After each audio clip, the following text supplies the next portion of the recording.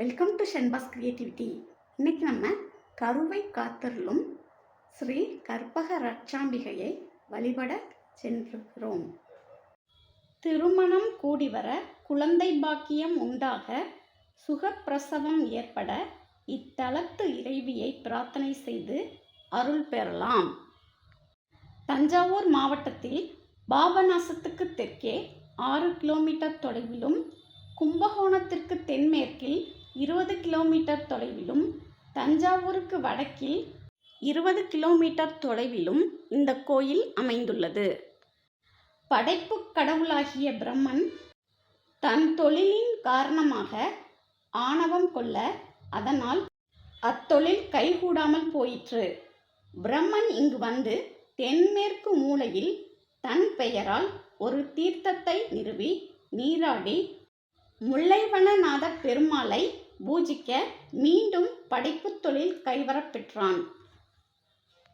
திருமணம் கூடி வராத பெண்களும், பல ஆண்டுகளாக கர்ப்பம் தரிக்காத பெண்களும் இத்திருக்கோயிலுக்கு நேரில் வந்து அம்மன் சந்நிதி படியில் நெய்யினால் மொழிகி கோலமிடுவர். அவர்களது கோரிக்கைகள் விரைவில் நிறைவேற்றி மகிழ்வர். கற்பரட்சாம்பிகையின் திருவருளால் கருச்சிதைவின்றி சுகப்பிரசவம் அடைந்திட அன்னையின் பிரசாதமாக சந்நிதியில் வைத்து மந்திரித்து விளக்கெண்ணெய் வழங்கப்படுகிறது. அதனை வயிற்றில் பிரசவ வலி ஏற்படும் நேரத்தில் தடவி சுகப்பிரசவம் அடைவோர் எண்ணற்றவர்.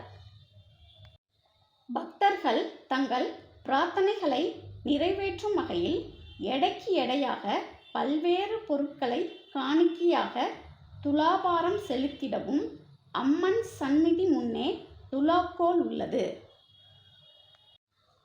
முல்லைவனத்தில் ஈசன் எழுந்தருளி முல்லைவனநாதர் என்றும், மூலவர் திருமேனியை முல்லைக்கொடி சுற்றிய வடு காணப்படுகிறது. அபிஷேகம் கிடையாது. அபிஷேகத்திற்கு பதிலாக மாத வளர்பிறை பிரதோஷத்தன்று சுவாமிக்கு புனுகு சட்டம் மட்டுமே சாத்தப்படுகிறது. உயர்ந்த சிவலிங்க திருமேனியாக உள்ளது. கோயிலின் தலவிருட்சம் முல்லை. திருப்பார்குளம் கோயில் எதிரில் உள்ளது. நித்துருவர் என்ற முனிவர் வேதிகை என்ற தன் மனைவியுடன் இத்தலத்தில் வசித்து வந்தார். ஒருமுறை அவரது மனைவி கருவுற்று இருந்தபோது அவளை தனியே தன் ஆசிரமத்தில் விட்டுவிட்டு சென்றார். அப்போது ஊர்த்துவபாதர் என்ற முனிவர் அவரது ஆசிரமத்தை நாடி வந்து தம் பசிக்கு உணவு கேட்டார். அவரது குரலை கேட்டு அச்சமயம் கருவுற்றிருந்த வேதிகை தளர்ச்சி மிகுதியால் எழுந்து வந்து அன்னம் இட முடியவில்லை. இதை அறியாத அம்முனிவர் கோபமுற்று சாபமிட்டு சென்றார்.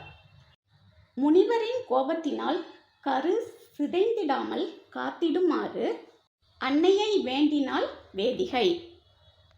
அப்பிரார்த்தனையை அன்னை ஏற்று சிதைந்த கருவினை ஒரு குடத்திலிட்டு காப்பாற்றி முழு குழந்தையாக பிறந்திட அருள் செய்தாள் என்பது தலபுராணம். பெருமாளின் கட்டளைப்படி காமதேனு தன் பாலை சுரந்து அளித்தது.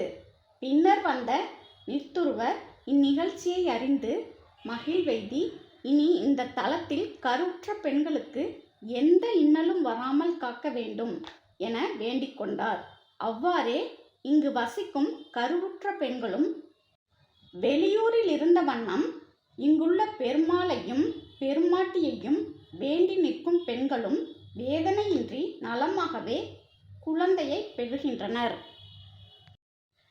திருக்கலாவூர் என மக்களால் அழைக்கப்படும் இத்தலம் மாதவி வனம், முல்லைவனம், திருக்கருக்காவூர், கற்பபுரி என பல பெயரால் குறிப்பிடப்படுகிறது.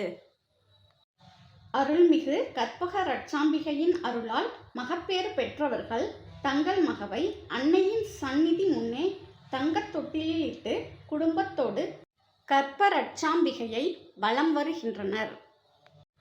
இது தேவார பாடல் பெற்ற தலமாகும். திருநாவுக்கரசர், திருஞான சம்பந்தர் ஆகியோர் பாடியுள்ளனர்.